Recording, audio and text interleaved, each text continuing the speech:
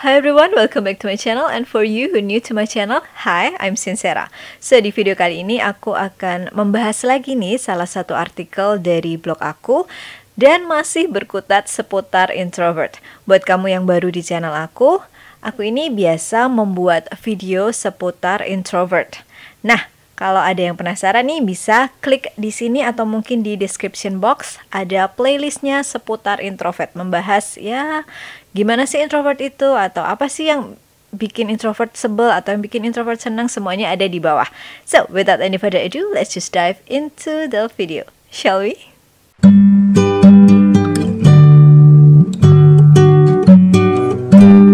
Artikel yang akan aku bahas kali ini adalah gimana sih rasanya kalau kalian itu punya pacar aku, alias seorang introvert. Yap, jadi nanti aku akan bahas warning, bisa dibilang tanda kutip, warning apa aja sih yang perlu kalian itu waspadai saat kalian ingin menjalin hubungan yang lebih jauh dengan seorang cewek introvert. Yang pertama adalah I barely discuss my problem right away. Nah, biasanya bila ada yang tidak pas dalam benakku, aku tuh tidak langsung mengutarakannya kepada suamiku. Aku diam sejenak dan berpikir mengenai masalah ataupun problem yang sedang aku hadapi. Kebanyakan juga teman-teman cewek yang aku kenal ya, ini kebanyakan ya, belum tentu semua ya. Kalau ada yang ditanya misalnya, lagi suntuk terus ditanya, kamu lagi kenapa? Atau lagi ada masalah ya? Almost all of my friends will answer with nothing. Nah, sebenarnya nothing ini apa sih? Kalau aku bisa bilang ya, jawaban nothing ini artinya bukan nothing pastinya ya. Sebenarnya sih emang ada apa-apa, cuman kita masih keep di dalam. Tujuanku untuk nge-keep di dalam dulu itu sebenarnya apa sih? Tujuannya adalah karena aku, seperti yang aku bilang tadi, butuh waktu untuk berpikir dulu mengenai masalah yang aku hadapi. Perlu mencerna dulu masalah yang aku hadapi. Jadi, saat nantinya ditanya, aku tuh sudah memiliki jawabannya. Paling enggak jawaban-jawaban yang gak harus terperinci lah. Pokoknya secara general aja gitu. Takutnya kalau ditanya, dipaksa-paksa ditanya, dan dipaksa untuk menjawab, maksudnya ya, dipaksa untuk menjawab, kamu tuh sebenarnya ada apa? Ngomong dong. Nah, waktu pikiran masih keruh, otak kita masih belum bisa mikir secara straight, takutnya, sekali lagi takutnya itu, nanti omongan yang keluar dari mulut kita itu bisa menyakiti pasangan kita, ya kan? Lagi suntuk-suntuknya, lagi beneran, gemes-gemesnya gitu, ditanya, dipaksa terus, yang ada malah nantinya pasti apa? Marah-marah kan? Nah, itu kita nggak mau seperti itu. Jadi diredam dulu.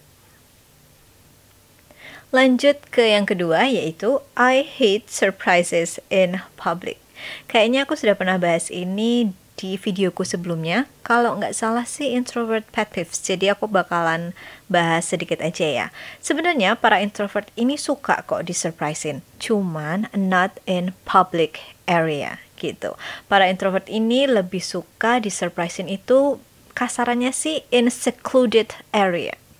Jadi di tempat yang gak rame, cuma disekelilingi oleh orang-orang yang mereka kenal banget, yang deket banget sama mereka. Atau mungkin nih kalau misalnya momennya itu beneran spesial, kayak momen you've gonna propose your girlfriend gitu kan. Itu kan momennya beneran yang apa ya, kayak hanya untuk kalian berdua ya.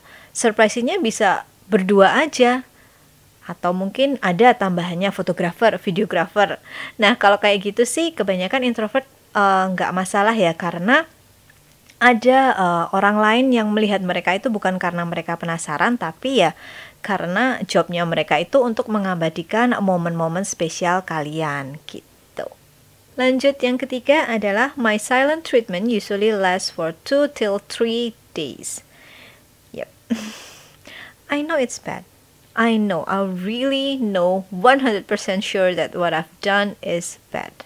Biasanya silent treatmentku itu memang berlangsung segitulah ya, 2-3 harian. Cuman biasanya juga aku itu marahnya 1 sampai maksimal itu 2 hari. Habis itu udah gak marah. Cuman kenapa aku masih diam? Aku diam selama beberapa hari itu untukku supaya berpikir lah ya istilahnya, kayak introspeksi diri sendiri. Kenapa sih aku tuh harus sampai marah? Sebenarnya masalahnya tuh apa? Masa sih kesalahpahaman yang sedikit aja bisa bikin aku marah kayak gitu? Nah ini sih emang awal-awal dalam hubungan pacaranku dulu memang sempet membawa banyak masalah ya, karena tiba-tiba aku marah terus diem selama 2-3 hari. Pasanganku pastinya bingung, cuman ya kalau udah gitu sih dia bakalan didiemin aja, karena pada akhirnya setelah aku tenang, aku sendiri yang nantinya akan memulai pembicaraan. Aku sendiri yang nantinya akan mulai mendekati dia lagi gitu loh. Jadi ngomong, aku sebenarnya tuh kayak gini gitu. Jadi ya belum ada saran yang pas sih ya harus ngapain, karena selama ini suamiku kalau aku lagi marah dan aku diem, ya kalau dia nggak salah ya dia juga bakalan ikut diem. Nanti aku selesai berpikir, aku baru ngomong lagi sama dia, and everything back to normal gitu. Cukup aneh sih, cuman ya mau gimana. Udah dari sononya gitu ya, susah. It's getting better now, but still, jadi mungkin kalau dulu 3-4 hari bahkan mungkin seminggu, sekarang ya maksimal 3 hari udah selesai. Poin yang terakhir adalah I really love staycation. Jadinya kalau misalnya kita liburan, aku itu tipe orang yang lebih suka untuk nge-wallace. Jadi yang relax aja di tempat penginapan ya, misalnya kita ke hotel ya, relax di hotel. Terus kalau mau jalan-jalan ya nggak ada jamnya, oke jam segini harus kesini, nggak sih, nggak kayak gitu. Lebih ke yang santai aja menikmati liburan, karena I'm not an Instagram junkie that craving for good pictures.